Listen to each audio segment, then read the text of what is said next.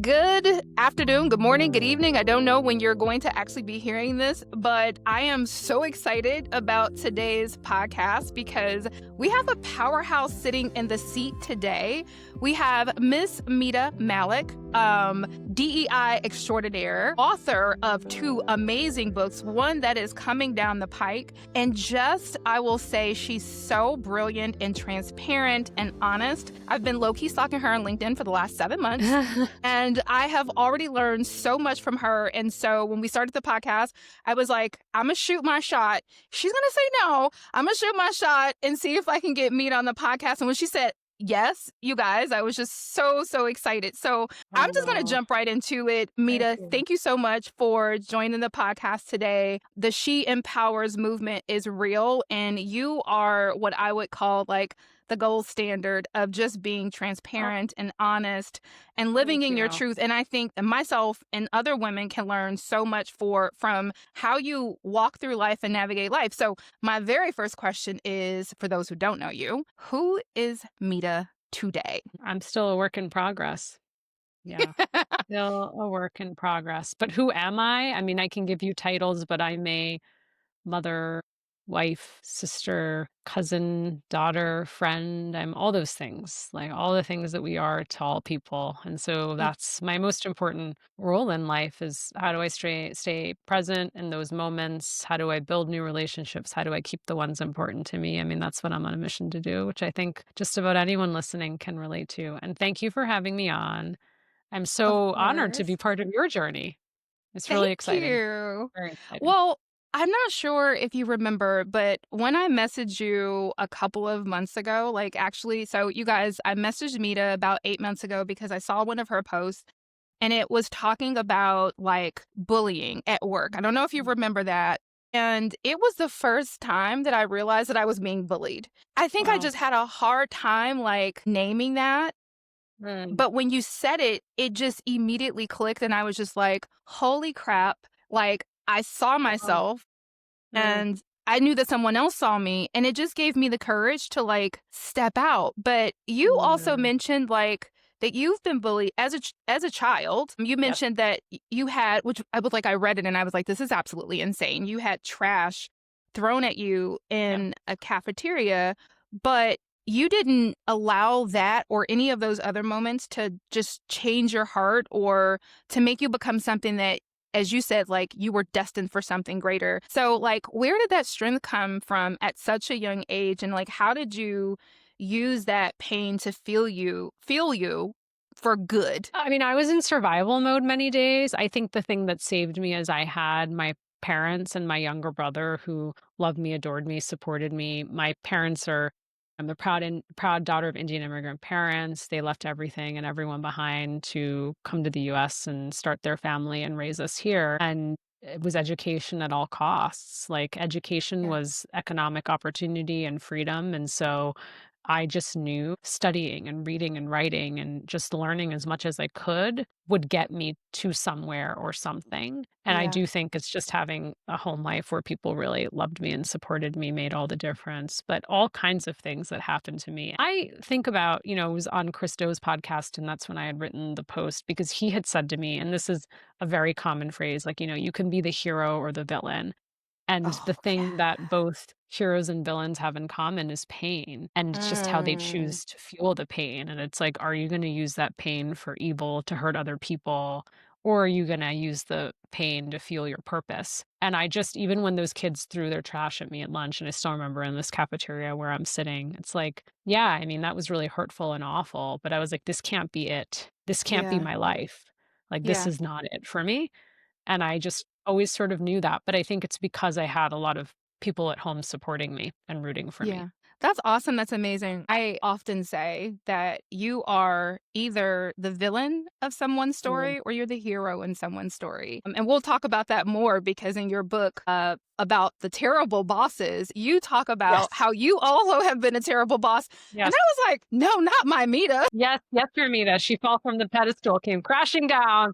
But you know what? I'm also comfortable being the villain in other people's stories. There are Yeah. going to be people who read the book. There are going to be former bosses who see themselves and say, that's not true. That didn't happen. I know my truth. I know what happened. But I'm Yeah. comfortable. Where Yeah. maybe if you talked to me a few years ago, I wouldn't be. I'd be so anxious and scared and nervous that I upset someone else. And I'm like, no, they can paint me the villain. I know the Yeah. truth and I know what happened. And I am standing firm and comfortable in that. How did you, and when did you make that transition? Because I feel like that's something that I know a lot of women, when I have Mm, conversations that they struggle with, is like there's three versions of the truth. There's your side, there's my side, and there's what actually happened. But unless there's a camera there, no one actually knows, right? And so a lot yeah, of times I think it's very difficult to be like, hey, I know what happened. I understand like my reality is this is what my reality is. I'm moving sure. forward with that truth. Like, how did you develop, because that's a strength. Yeah. That's a strength in Yeah, it my took opinion. time. I think one of the things now I feel like I'm in a therapy session with you. Let's go for it. But one of the things that I've recognized about myself is that I didn't think I was worthy of friendships and adult friendships because I didn't have Mm, many friends growing up, because I was the wow. lonely only. It was one of three families of color in our town, like a handful. I was targeted a lot because I was different. And Yeah. so I didn't have a lot of friends growing up. And then in adult friendships, I didn't think I was worthy of them, or I was people pleasing too much, or not setting boundaries, or being someone's 911 on demand counselor, like all kinds of ways in which now I've started auditing these friendships. But back to the question is like, if I become the villain in your story, then I didn't matter to you. This friendship didn't matter to me, because most of the time, Ooh. if I've done something to upset you and you come to me and Mm. you say, this is actually what happened and this is what if we can't heal that and come to an agreement, then you were never my friend to begin with. And so why does your opinion matter to me so much? And that's what I've been really struggling with, because I've had a lot of these friendships over the years that were very one-sided, or I can say I was being taken advantage of, or I didn't set boundaries in the friendship, which is what I say now. I wasn't taken advantage of. Mita from a few years ago didn't set these boundaries. Okay, so you just said so much, and none of these things are scripted, but we're going there. No, we're going. This is a good conversation. Yeah. I love it. You talked about, so Brene Brown, who's like my bestie in Yes. my head, she Mine had, too. and yours too. She's so amazing. I love her so much. But in one of her TED Talks, she gave a definition of what it means to trust, which is the Mm, acronym BRAVING. And one of the things she says in BRAVING, the G is generosity. And mm, if you trust me, you care about me, you're going to think generously about my character. And so if yes. there is That's it. something that happens that's outside of who you believe me to be, you're going to check in with me and say, like, hey, Kimmah, you said this and it really hurt, but I don't think you meant it. Can we talk about it? Yes. Right. And so Yes. like I had to learn things like what does it look Mm, like to trust somebody? What does sure. it Yeah. actually look? And so Mm. that whole generosity character, like I would love to just dig a little bit deeper, especially when it comes to friendships, because what you said about like, if you thought that I was the villain, like that says a little bit more about you About in the you than situation me. as my friendship than me. And if you're quick to paint me as the villain versus, as you just kindly role modeled, have the conversation. That's what I think Yeah. so important. And it just, I've learned over the years, not every friend is a friend and has your best interests in heart. I mean, the friends that I have are like unconditional love and support. We cheer for Yeah. each other, we support each Yeah. other. There's no jealousy, envy. And what I'm also realizing now in this season of my life, you outgrow friendships because you're growing. Maybe that person can't make space for your growth or is threatened Yeah. by your growth. And Yeah. those are all things that, makes me sad, but that's just what happens in these seasons of our life, that some people are meant for a season and then we move on from them. So how do you move on? This is a season that I'm in too, just Mm, transparently, yeah. because the person I was like maybe 5 years ago, I'm clearly not that person. And so now, like you talked about boundaries. Now that my friendships do have boundaries, and my expectations are how I show up for myself are different and they Yeah. show up, I'm realizing that some of the friendships are not the best friendships for this season, even though they were fine for that season. And so, how have you learned to, I guess, kind of maybe walk away with grace or step away with grace? Like, Yeah. have you navigated that space? I mean, listen, I think it's okay to grieve the loss of friendships. And I'm not saying, Mm, let me be clear, someone you physically lost. The person's still here. They just don't want to yeah, be friends with you, right? yeah, I went yeah. through this exercise this past weekend, which you might find an interesting one. I went through my cell phone and I deleted phone numbers of people I haven't spoken to in over a year. I'm not talking about aunties and uncles who have landlines, right? I still got aunties and uncles who have landlines, but I'm talking about somebody who I wanted to be friends with and I keep Yeah, trying. And it could be that there are things going on in their lives, but I know they're in touch with other people. They're just not in touch with yeah. me. And so I think it's like finding ways for closure and grieving that loss and Mhm. also remembering the good times and honoring it. But I also Yeah. think one of the things is that we go back to toxic friendships and relationships Mhm. because it's what we know and there's comfort in it. And also we're afraid of not having enough friends or being alone and people not liking us. I Yeah. worry about that. I think we all do on a human level. But Oh, for for me, it's like sure. my circle now is just it's just quality versus quantity. And I think about it that way. But Yeah. I think it's okay to verbalize, like, "I'm not friends with this person anymore, and it makes me really sad, but I'm Yeah. moving on, and I do appreciate that time in my life when we were friends." Yeah. I think that's the big learning that I've learned for sure is before I used to be like, I'm just cutting this person off. We're not friends anymore. I'm Yes. never talking to them ever again in life. And I was Yes. like, that's very immature. But I've learned to just say, like, hey, I forgive me for how Yeah. maybe I didn't show up how this person needed me to. I forgive them. And then I'm just going to appreciate Yes. how the season Exactly. that we had and the lessons and the Yeah. memories, those things are still special. And that's just move forward. But it takes a little bit of work to It does. actually to It get there, does. to And get it's also there. hard when that person's friends with other people. I mean, it's just complicated. But I had, Yeah.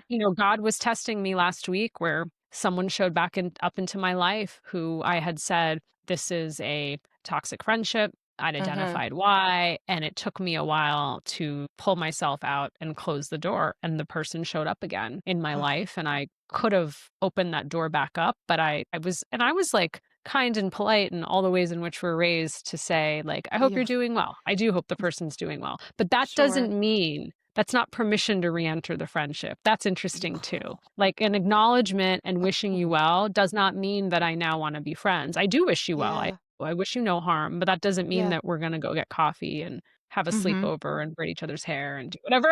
Like that's not happening. Rekindling. We're not Yes, not rekindling. rekindling. Yeah. I love that you said that, and I wanna bring something else into the conversation Sure.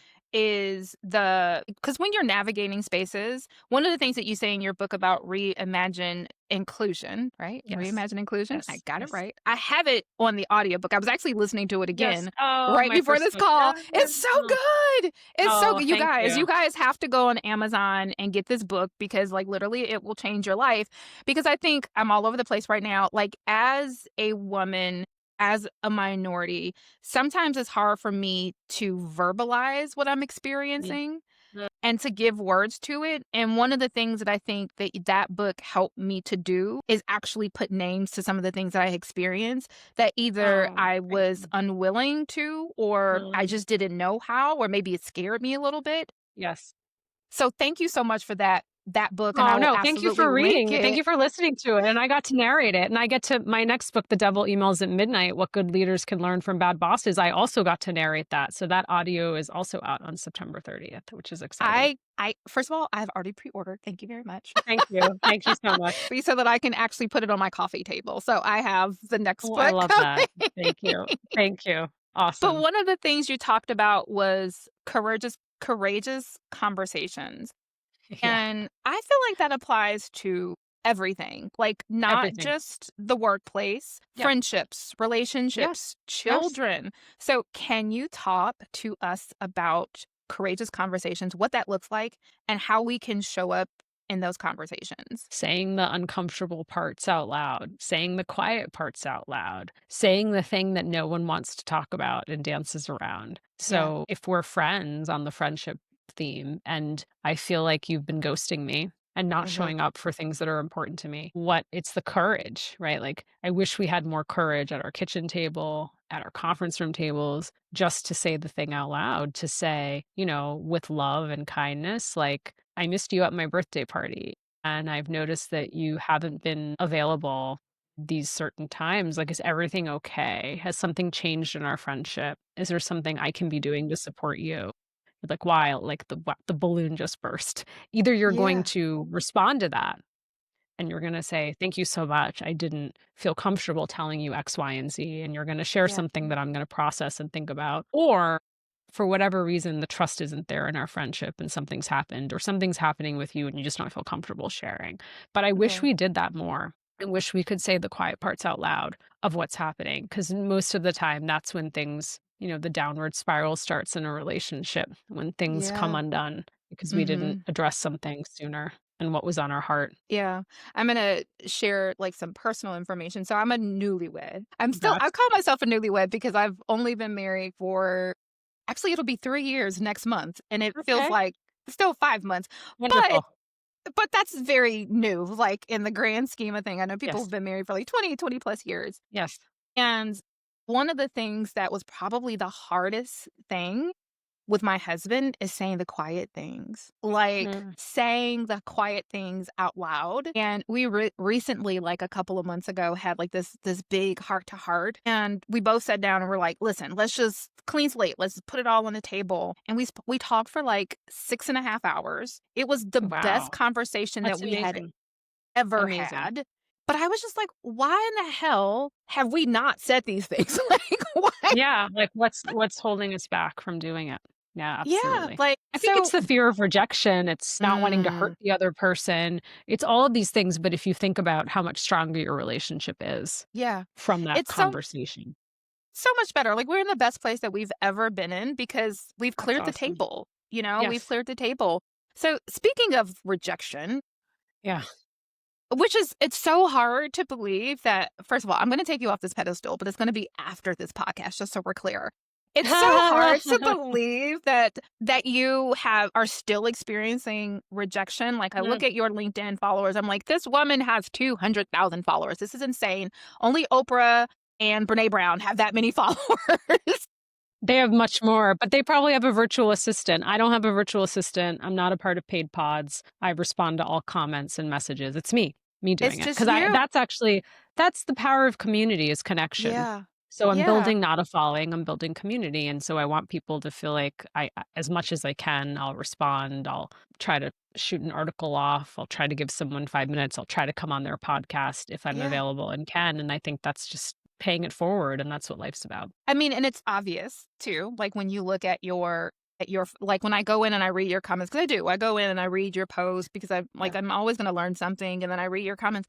And I'm like, she literally is just sitting here engaging with everyone, like, and dropping gems Well, within it. usually in the morning before the chaos in my home starts and at night. So it's not, if you watch my patterns, it's very morning and night.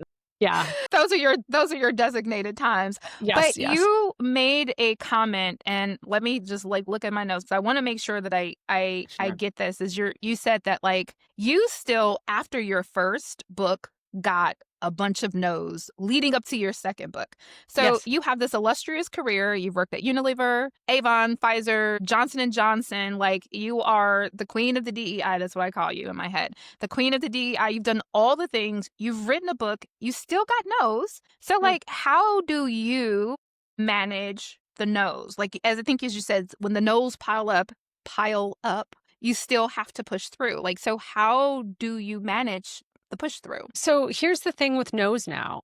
I look for the feedback because I'm a writer. And so if someone gives me feedback on my writing, I want to hear it. But a Yeah. lot of the no's are superficial. I mean, The Devil Mm. Emails at Midnight, What Good Leaders Can Learn from Bad Bosses. It's a pretty hot title and the contents are great. Like, it's been getting a lot of great national coverage. But I had people say to me, my content's not original. I know that to be not true in my Yeah. heart.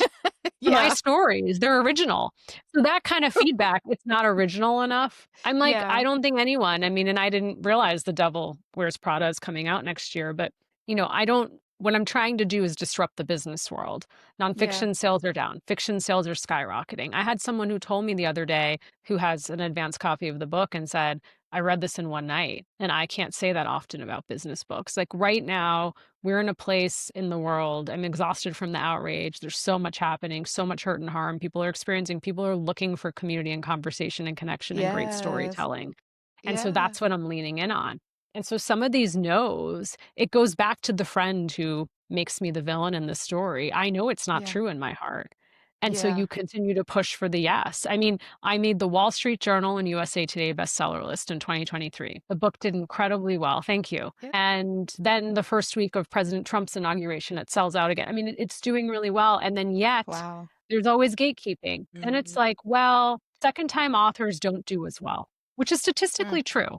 Statistically true is that most people will write one book. If you write a second book, statistically, it won't sell as well as the first one. Mm. So then Okay. it's like, okay, now that the first book has done so well, people don't want to take a chance on the second book. You're like, oh my God, here's like another hurdle that's created that we have to overcome. But I know this book's going to do really well because I Yeah. know people like you and so many people I'm talking to who are like, oh my God, this is my story. And it's really funny. Yeah. Sometimes in the LinkedIn comments, I have to actually clarify that, oh, we didn't actually work for the same boss, but the story sounds so similar. And I'm like, yes, but it wasn't the same boss. But yeah, and that's what I know. That's what I know to be true. That's what I know to be true. Yeah. So for me, it's fuel. And It's I'm not fuel. saying, let me tell you, and I've talked about this publicly. I had a major publishing house rescind a book offer. I thought that happened with job offers. I did not know that happened with book offers. Rescind. I was in How my does that bed. work? They just emailed the next week and said, we can't do this offer because our most senior editor said there's too many people like you writing books like this. This was for What the Reimagine hell does that Inclusion. mean? Yeah, exactly. We know what that Like means. And I was like like, you? what? Like me, two people like me writing books like this. And so it came from the top down and then they pulled the offer. And I was eating Cheetos, crying in bed at 10 a.m. Like I was a mess. I was like, Yeah. and then I let myself. I was like, called a friend. I was crying and I'm like, okay, you have 24 hours to feel sorry for yourself and then you get over it. You have Yeah. 24 hours to grieve. And yeah, you have a right to feel bad and upset and all these things. But then, okay. And now I look back. I'm so glad the no's are a sign from God. Like I had a friend who was with that publisher and I felt so bad for her. It was a mess for her for all kinds of reasons. And this was a top publisher. So I'm like, okay, God was taking me away from that opportunity and Yes. bringing me here to Wiley, working with I Wiley. love a good no. Like, truly, I do love a good no. Like, I'm here now because of a no, right? Like, I would have Yeah. never probably started the She Empowers or thought about building a platform or thought about having a podcast if I Yeah. didn't get a no that just knocked me on my butt and was just like, okay, so now what? And it's literally exactly what you say. Like, have your pity party, feel all of your big Yes. feelings. Yeah. I call them big feelings, big chair, because I tend to sometimes try to manage my emotions all in the same way. And I was just like, Mm, no, this is a big situation. So you're allowed to have big feelings. That means you yeah. get to sit in it for a little bit. Yes. But once it's over, now It's what? over and we move forward. Yeah. We move forward. Now what are you going to do? Because don't let it rock your confidence. People can sense it. I'm going to go for that yes. I'm going to go Yeah. find that yes. I'm not going to let those no's take away from what I believe to be true. And that's what you have to remember. And it's not to say also the no's could have good feedback. For Yeah. my first book, I had over 50 rejections. I didn't find a piece of like solid criticism, meaning that Really? like it was superficial. She doesn't have enough followers. She needs to write a book Mm-hmm. more like Sheryl Sandberg. Mm-hmm. Come back to us when she has a different idea. And you're like, okay, but what's the feedback on this idea? That's what I want to Yeah. hear. And for Yeah. my Yeah. second book, I actually did get a little bit better feedback, but Okay. that's what you have to look at. You have to look Yeah. at what are the details of the no. Yeah. It's a saying. I have so many sayings. Like literally I could do this all day.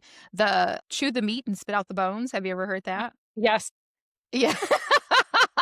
It's one of my favorites, and I love that you said that because I think sometimes when we get criticism, it's so easy to internalize it, and then the imposter syndrome just kind of starts to not like at your confidence, as you said. And so, like, what are some of the things that you do when you get a Mm. no? That okay, what are the things that you do for yourself that once you get a no and you're like, ouch, that stung a little bit, but I know I need to move forward. What's your process? Go back to all your yeses. Do you have a love folder note? I do. Like all the things that people send you about yourself and feedback. That was great. I have boxes Wait, behind me on my desk. I have wait boxes a behind me on my minute. desk. Wait, what do you not have that? A love note folder? And why do I not Okay. have? Please tell me what a Love love note note, folder rainy day is. folder.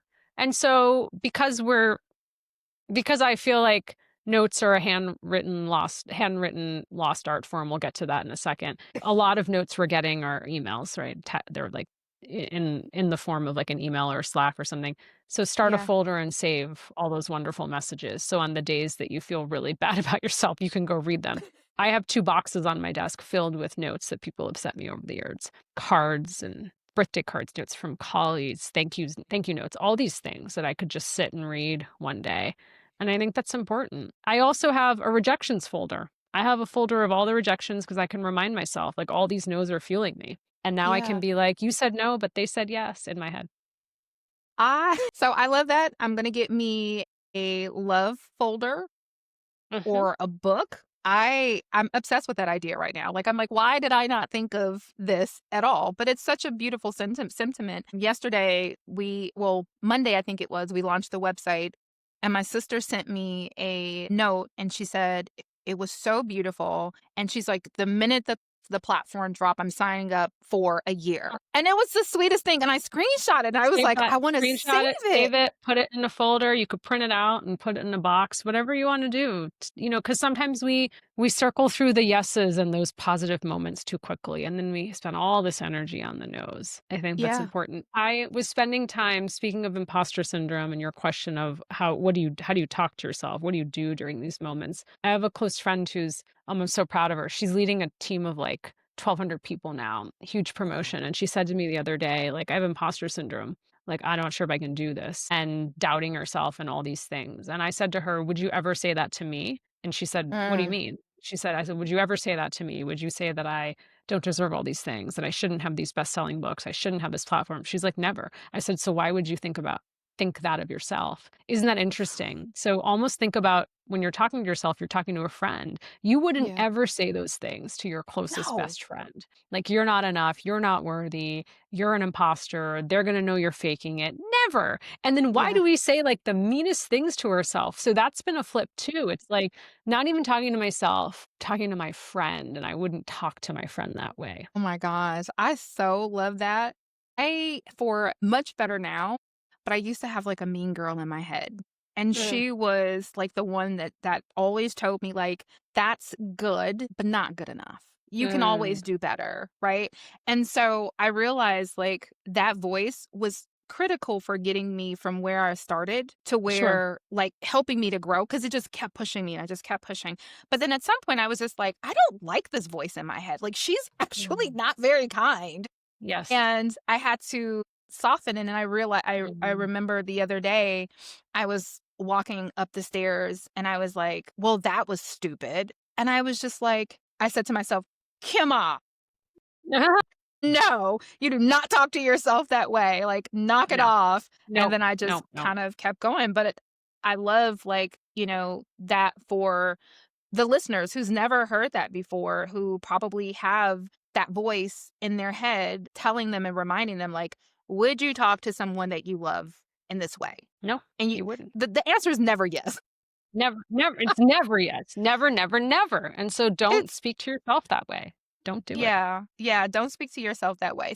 One of the things that I also wanted to really talk to you about is being an only. I think and I told you, like, I've always been and when I say always, it's kind of disgusting, have always been the only Black woman in the room Mm. at meetings, making decisions. And it's the othering is very, very difficult. So, what is your experience? You're a woman of color. As you Yeah. said, your family immigrated from India. And I did not get that wrong, right? Yeah, my younger brother and I were born and raised here, but my parents immigrated. Yes, they did. Right, your parents immigrated here. So, how has that experience been for you? Because you've worked at some of these larger brands. I'm assuming that they're a little bit more diverse than some of these smaller companies, but I can't confirm that.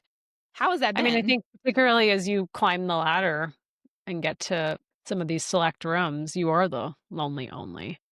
Yeah. So, having community and people outside of work you can lean on is so important. I think that's Uh, important. And that's why this movement that you're creating is so important because so you can go and find other people to talk to about some of the things that you're experiencing at work. And then also, I've been guilty of also being the lonely only and walking in a room and assuming everyone's going to treat me that way.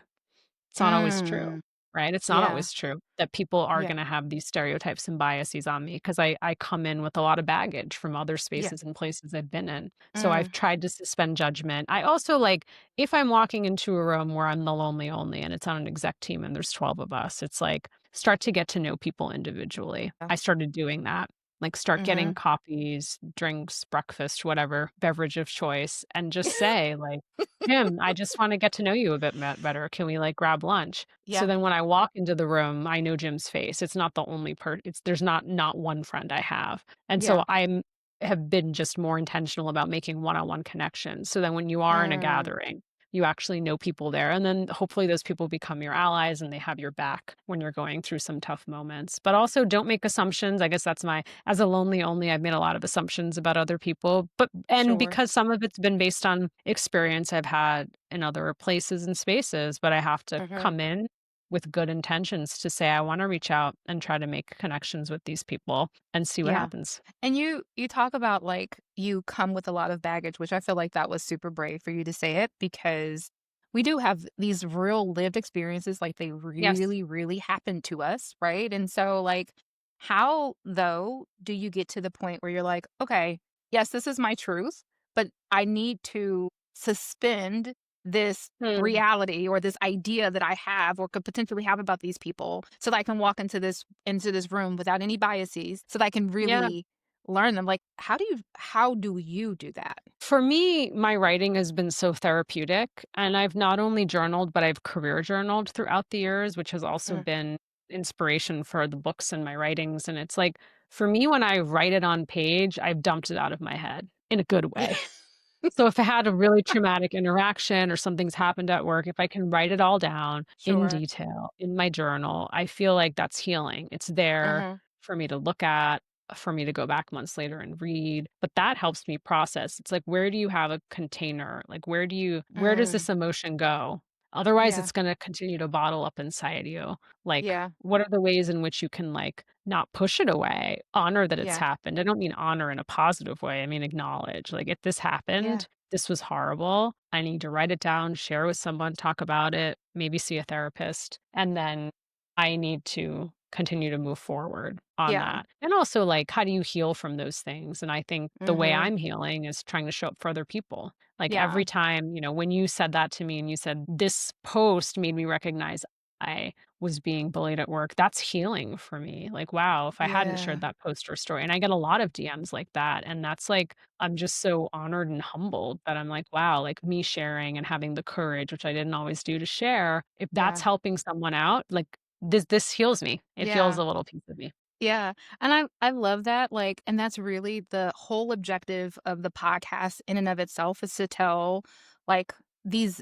experiences because I think a lot of the time we experience things and maybe because other people have not gotten to the point where they're ready to talk about them or be transparent or vulnerable about Yes. them, we think that we're the only person that actually experienced them, It's and having, so yeah. we end up carrying that baggage or that hurt or that grief for so long until we're seen. And then it's Mm, something about being seen that transforms that yes, entire absolutely. experience.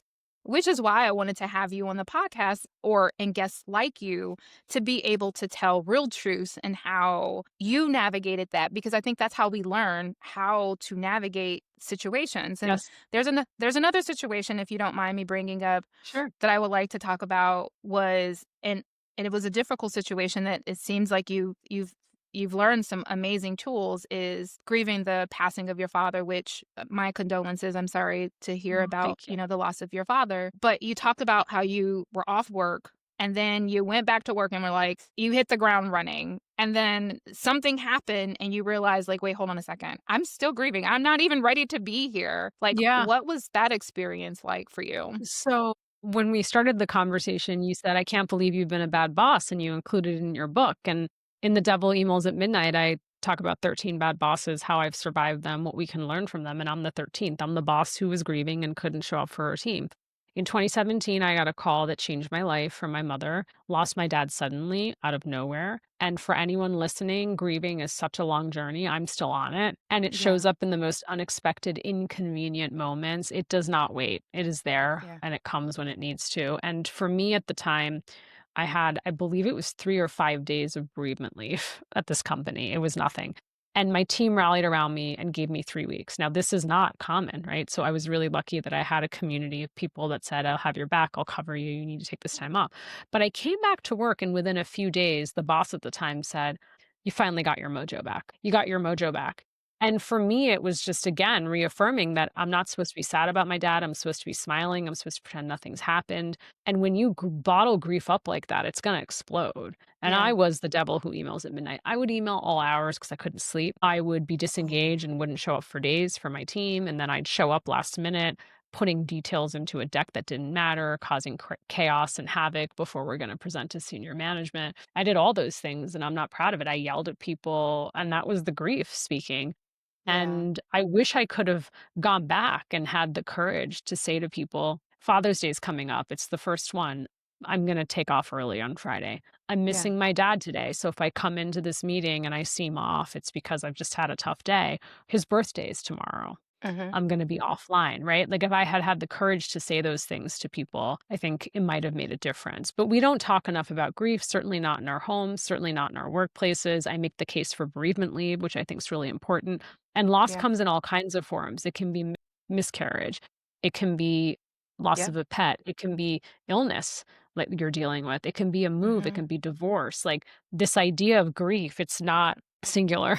There's so many Yeah. different ways in which we grieve, and to honor Yeah. that and honor Yeah. people needing to heal from it is so important. Yeah, I can absolutely relate. I call myself an orphan. It's kind of a cheeky way for me to, like, kind of deal with the fact that my parents are deceased, but I can totally relate. Sorry But to hear this was that. so many years ago. Thank you so much. But it took me years to actually grieve, specifically my mother's passing. But I think one of the things that I keep hearing you say over and over, over and over again is the courage to say Mm, it. Just say it. Yeah. it feels like it Name it. unlocks Name everything it, to say name it, it. name it, name it.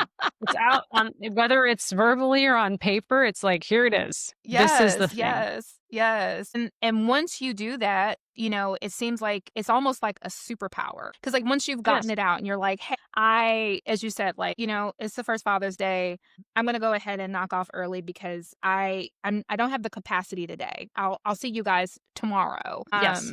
That gives people the opportunity to also show up for you. I'm And not sure if you can hear hopefully that. an opening for me to show up for them at some point. If I'm gonna be that courageous and vulnerable at work, I hope others will do the same, that I'm role model. Yeah, and it does. I think it does encourage other people to be more vulnerable with you or to be more transparent with you, Yes. right? The more you do it, it's like, oh, if she could do it, I can do it. Or at least if she can do it, she's a safe space for me to Yes. learn how to do it. So, okay, I know that we are gonna start getting short Yes. on time, and I want to ask you two Yes. questions. The first thing is, I mentioned this earlier, that you have built an enviable network community. And I think, as you mentioned, like, community is so important as we grow and learn and develop. What are the tips that you would give other people who are scared of LinkedIn? Because they're like, I don't know. LinkedIn is like, it's a place I don't normally go. I'm really on Facebook or Instagram, but they want to try it, but they're really not sure how to engage. Like, what are some of the tips that you would give them so that they can start to build their own community? Yeah. I mean, LinkedIn algorithm's changing a lot, and there's a lot of noise about that. It's still how we met. There are so Yeah. many people I get to meet from that platform. So for someone who poses as an extrovert but is an introvert, I love LinkedIn as my networking tool. Like I get to Yeah. meet so many people and I love that. I love one-on-one conversations versus like here I am with 200 people with a bad glass of Chardonnay up Yeah. against a bar squished, can't see anyone because I'm 5'1.5", like, all the things. So I just Yeah. love LinkedIn for meeting people. What Yeah. I would say is that, consistency matters. So if you're trying to Mm, build a community, consistently sharing your thoughts and showing up for people. I'm not telling you to post 7 days a week. That's what okay. I do. I'm in the middle of a book launch. I also have things to say. So I'm on Yeah. there pretty frequently. And now I have a muscle writing it. Yeah. You can start with commenting. Comments Mhm. are really important. My friend Yeah. Callie Schweitzer says to me, LinkedIn's a platform of generosity. So as much as I Mm, can, people come to my posts, they're commenting. I try to go and comment on other people's posts, especially if someone is just building their community. Don't get it, I'm still trying to raise two kind and inclusive human beings, and it's tough. It's tough out there. I think every yeah. generation of parents would say the same. So I had a lot of other things I'm doing, but when I can and someone DMs me, even if I don't know them, I'll say, sure, I'll try to read it and comment. And I think that's important. So you can Yeah. start with commenting first if you feel like you can't really post, right? But then Yeah. start to think about the things that you want to talk about, that you want to be known for, and start posting about those things consistently. And I think, engaging with other people's content, that commenting is really important. That's how you build relationships. And I've met, over the last 5 years, because I really started building my platform in the pandemic, 2020, 2021. I've met some Okay. phenomenal people off the platform. It's been pretty Yeah. amazing. LinkedIn definitely is like a hidden gem, but I It think is. it's the fear of what will they think if I talk about this or if I say this or is this appropriate I for mean, listen, LinkedIn? most people will scroll on by in the most lovely way, meaning Yeah. that, like, yes, you might have a post that really hit you that I posted about and you're thinking about, but I've also posted like 20 other things you'll never remember. And that's okay. Yeah. But it's like, I always prescribe by Dr. Maya Angelou's quote, which is people won't remember what you did or said. They'll remember how you made them feel. That's the feeling of Yeah. community. And so practicing that is so important. And listen, some days my husband won't even like my post, right? There's no such thing as a bad post. You keep trying, post, think about a different way. I'm like, you didn't like my post? He's like, no. There you go. I love it. I love it. Okay. Last question. You Sure. have a book coming out on the 30th, right? You can pre order. There it is today. Double Please tell emails in us the yes. about your book. Tell us how you even got to the point where like I need to write this book. I know that there is a story about finding some stuff in your mom's house, a Yes. burn book, which was super funny. But like Yeah. tell us about the book and tell us how you got to write in the book. Yeah, so the book is called The Devil Emails at Midnight: What Good Leaders Can Learn from Bad Bosses, and it's all about how not to be a bad boss. And the opening line of the book is, I've been a bad boss and chances are so have you. How many of Mm, us can look in the mirror and admit that we might have a behavior that's holding ourselves or someone else back in the workplace? It's much mhm. easier to nickname someone a Disney villain or a Marvel character, which I've done and you'll see in the book, right? Because Yeah. emotion, talk about my boss Medusa, that Mhm. creates emotional distance and space. I could never be a Medusa, or could I? It's a really Yeah. interesting question. And the burn book, Mhm. I love that you brought that up. I was in my childhood bedroom trying to save things because my mother's home was flooded. It's been rebuilt and she's in it and happy now, but it was traumatic. And I'm saving things in my childhood bedroom and I find a notebook from my 20s, which is like a Mean Girls burn book. I like had written down names of bosses, all the things they said and done to me and nicknames. And I was like, and then I thought to myself, I had this moment as I think we're driving back, out of her home and the notebook's in the car and we're headed back to my home. And I thought to myself, what if I was in someone's notebook? And I have been Mm, micromanaging Mita. I'm sure my teams had even more clever nicknames for me. But I'm like, wow, now there's an interesting angle to write about. It's really mhm. easy about how to survive the toxic boss. It's the number one DM I get, and it breaks my heart. It breaks my It heart. I get personal DMs. This is happening to me at work. What should I do? This is what my boss is doing. And I'm like, why is that the conversation? Why mm, can't each of us think about how we're showing up? and Yeah. try to do better and be better in the workplace. And that's the conversation we should be having. And that's why I hope you all will read the book. Well, I'm definitely going to read it. And as soon as I Thank read you. it, I will be sharing my thoughts and my feelings and all of Awesome. the learnings that I got from it. I know that you can pre-order it now on Amazon. Is there anything else or any place else that you want to drive people to in Yeah, order you to can get go the to book? obviously, Amazon, Barnes and Nobles, your local Okay. independent bookstore. I love meeting people on LinkedIn, as I said, so DM me and you can find me at mitamallick.com. Wonderful. Well, thank you. We did it. We actually stayed on Thank time, which I you did not so think was much. going to happen because I was like, I got so much to talk about. Thanks for having me on. I appreciate you. Thank you so much. So this wraps up the episode with Mita. I hope that this was super valuable for you. I learned so much. I'm going to go and get myself a love box so that I can read all of the love notes. I'm going to take a picture and send it to you when I have it because I'm so serious. I'm absolutely getting me I a love love it. box. But thank you so much for joining us. Thank you for sharing all of your gems and just really teaching us how to be courageous and how to show up. And with that, we're going to wrap this up and we'll see you guys next year. Bye, everyone.